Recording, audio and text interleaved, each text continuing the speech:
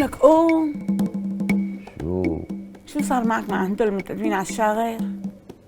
ليكن واقفين برا كلياتهم، هلا رح فوت لك اياهم واحد واحد.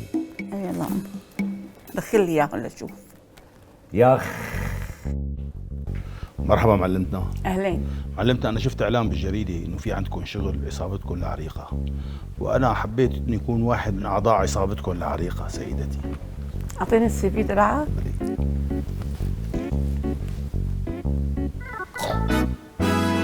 انت من كل عقلك جاي توظف عندي بالعصابه؟ وانت كل خبرتك يا دوب سطو مسلح واحد و10 عمليات تشريح. انت مالك قاري عن عصابتنا؟ ما بتعرف عملياتنا؟ يا حيف عليك، روح روح، ما بيلزمني واحد مثلك.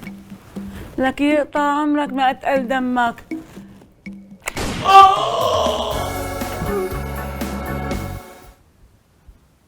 أنا اسمي الشبح، وبيشرفني إني أكون معكم بهالعصابة، وهي السي في.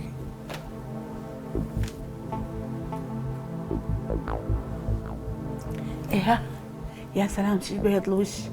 96 عملية سطو. لا، و83 عملية سرقة موصوفة. لا، وهي ألعن وحدة.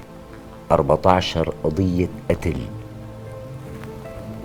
قل لي شلون نافد منهم هدول الولاد؟ نحن بنعجبك يا كبير. يا أهلين.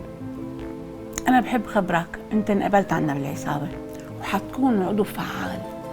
بس في سؤال بدي أسألك إياه، بدك تجاوبني عليه. أنت وين بتشوف حالك بعد 5 سنين؟ مكانك هون. وأنا وين؟ أنت بقى رح تكوني بالسجن عم تتخدخي. أنت مين؟ أنا النقيب خالد من فرع مكافحة العصابات الشريرة.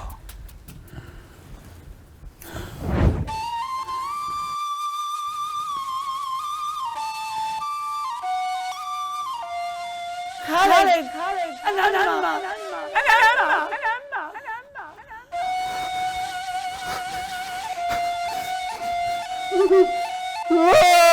يما، لا يا يما، ما تقوليش كده يا يما حبيبي، ما تقوليش كده يا يما. انت سبتيني ليه يا يما؟ انت سبتيني ليه في الشوارع يا يما؟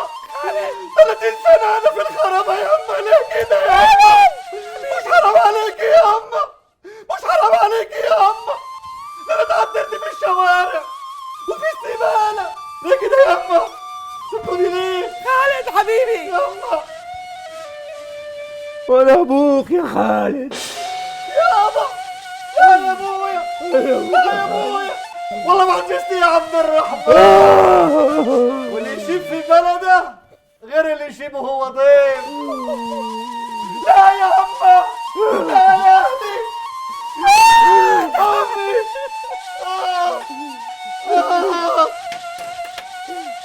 يا أصحابي، يا أهلي، يا جيراني، أنا عاوز أخدكم لبيت لحضاني.